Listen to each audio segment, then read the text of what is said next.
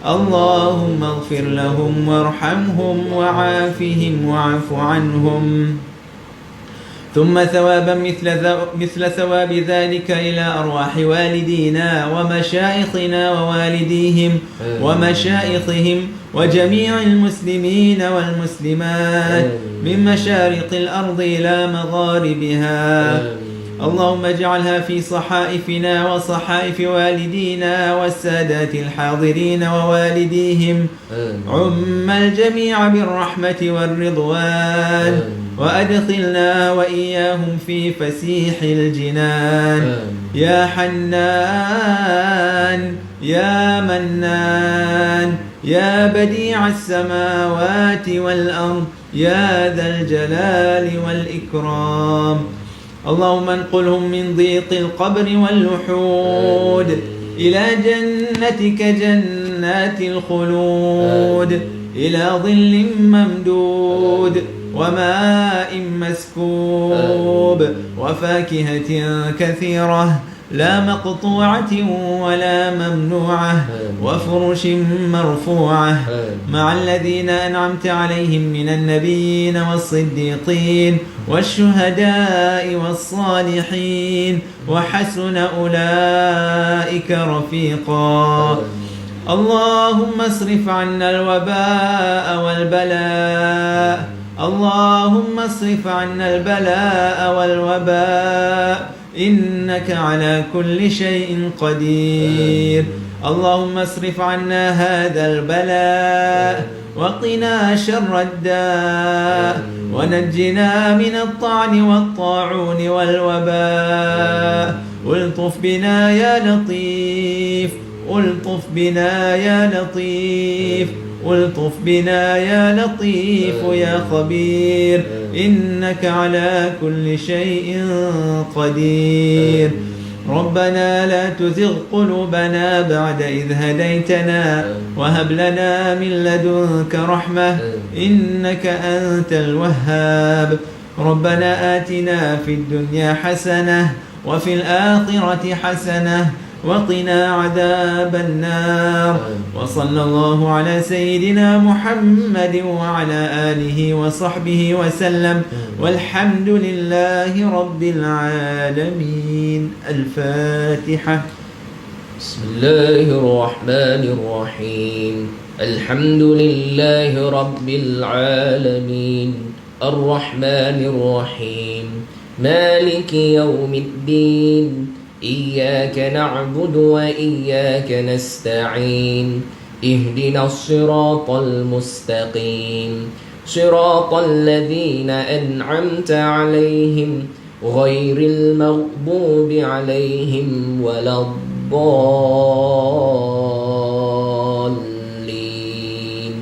آمين. بسم الله الرحمن الرحيم. ربنا تقبل دعاءنا وقيامنا وركوعنا وسجودنا وتمم تقصيرنا يا الله يا كريم. دعواهم سبحانك اللهم وتحيتهم فيها سلام، وآخر دعواهم ودعوانا عن الحمد لله رب العالمين. تقبل الله منكم منا ومنكم تقبل يا كريم.